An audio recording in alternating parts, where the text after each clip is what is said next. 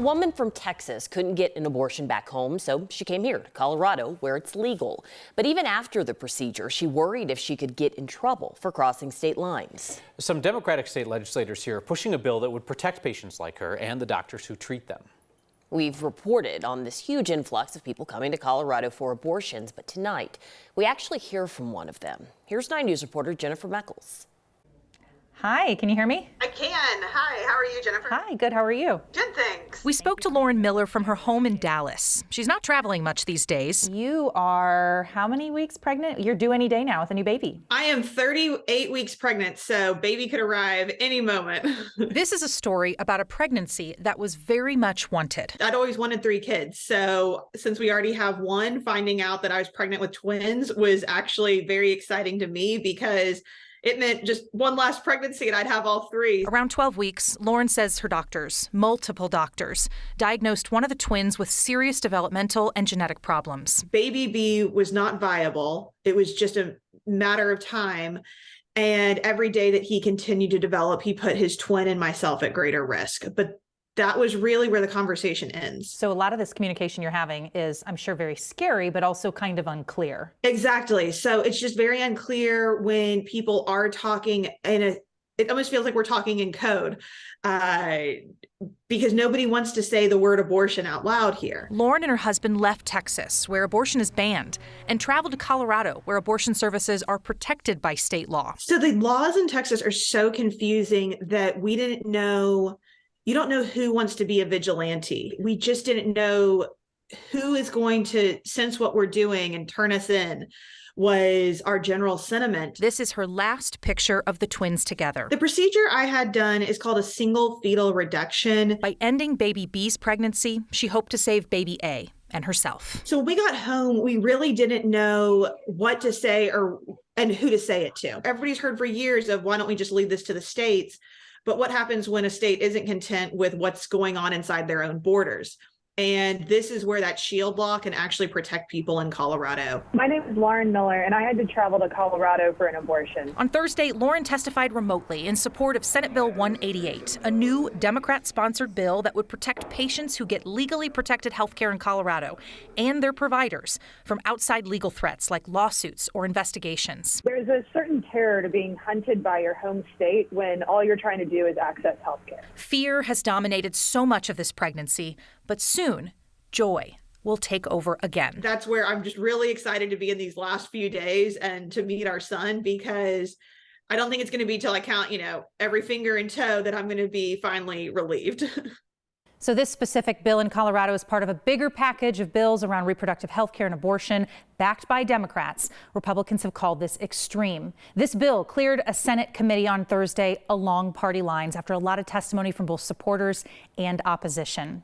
And finally, Lauren is part of a lawsuit now against the state of Texas, along with several other women who were in similar situations with wanted pregnancies. Ultimately, they couldn't carry through. This is incredible. I mean, one example, but so many women are going through what Lauren went through. I mean, she's just trying to protect herself and, the viable pregnancy that she did have. I just can't imagine going through that. And the point of her testifying in this bill, Alex, was talking about the fear of trying to figure out how much of that she could talk about when she made that trip. That was kind of the overarching reason that she wanted to make sure that this bill in Colorado can help protect other people. When she says being hunted by her own state, I mean, that'll put it into perspective real quick. Jenny, thank you. So just as fast as the snow arrived, away it goes. Not much stuck around in the metro area because the ground was still pretty toasty from Wednesday's record warmth. The storm cleared in time to give us mostly blue skies and some nice sunsets across Colorado. We'll stay cool through the weekend, but some mountain ranges could still get heavy snow. Danielle will have details in a moment. We are now down to 16 people running for Denver's mayor. Tattered Cover CEO Kwame Spearman dropped out of the race suddenly today and endorsed someone else. He apparently even blindsided his own campaign team. Spearman had taken hardline stances on homelessness and immigration. He argued that neighborhoods should have more control over city policy, and he said that unhoused people are, quote, exploiting the system. Spearman also misrepresented a study of Denver's unhoused population to claim that people on the streets don't want a home. The study actually found the opposite. Spearman has endorsed candidate Kelly Bruff. Bruff has also pledged to forcibly clear homeless encampments and to arrest those who refuse shelter or treatment.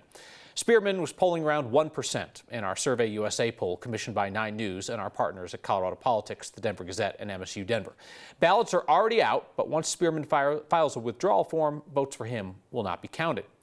Jamie Gillis, who was the runner-up in the 2019 mayoral race, was working as Spearman's campaign treasurer. She posted on Facebook this evening saying that Spearman did not consult his campaign team about dropping out, did not tell them until the last moment, and Gillis said she does not support his endorsement of Bruff. Gillis wrote, "To say I'm disappointed is an understatement." 6 moms are suing a man they hoped would help them in their custody battles. They say instead, Dr. Mark Kilmer ignored evidence of domestic violence. They expressed to Kilmer that they were afraid that he would physically harm them if they didn't conform to what he wanted. Rhonda Woodruff is one of those mothers. She says Kilmer ignored her claims and her children's while working on her custody case. Kilmer is a psychologist in Boulder County and a court-appointed PRE, or a parental responsibility evaluator. He also pleaded guilty to his own domestic violence-related charges back in 2007. The case was dismissed after he completed probation. I don't know how the state court administrator's office even allows an abuser to take these cases and deal with families that are, domestic abuse victims. The state says Kilmer was suspended last October, but he still worked on Woodruff's case last month. The state said it's up to courts to decide if he keeps working on the pending cases. Kilmer sent 9 News a statement calling the allegations baseless and politically driven. 2 people in Highlands Ranch are facing assault and other charges, accused of setting a booby trap that hurt somebody at the front door. Douglas County deputies say this happened at a house near Quebec and University last Friday.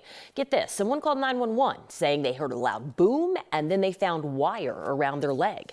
Deputies didn't elaborate on what the trap was exactly, but did say the victim went to the hospital with ear pain and vision issues. 3 people at a senior home are facing charges accused of lying about a domestic violence incident. The supervisor working at the time is also named in a lawsuit at another senior home where a resident froze to death outside. Louisville police say they were called to the Balfour Cherrywood Village mid-January. 2 employees and a supervisor said that a husband hit his wife. They told police the wife was in memory care, couldn't remember the incident. Police arrested the husband, but when officers came back for surveillance video, a supervisor, Deanzu Mosqueda, said that the employees lied. The domestic violence never happened. Mosqueda is also named in a lawsuit at a different Balfour location when a resident wandered out of her room last year and froze to death after getting locked out. No one is facing criminal charges in that death. Electric cars are growing in popularity, but some across the country have caught fire. It's a new danger firefighters are preparing for. The training is a bit different, though, because batteries are much harder to put out. 9 News reporter Kelly Rinke found out crews can't always rely on water. On a scooter, like a small one, we're talking 40 to 60 of these cells. Today's lesson is about batteries and when they explode. Any idea how many cells are in a Tesla Model S? 6,000. 7,000. Electric car or scooter fires are a new danger firefighters at South Metro have to prepare for because it's happening across the country. As we've been doing this class, they had a 5-alarm fire in the Bronx that was caused by 1 scooter fire. Captain Chris Wells recently started this training for the department. This is the car fire blanket.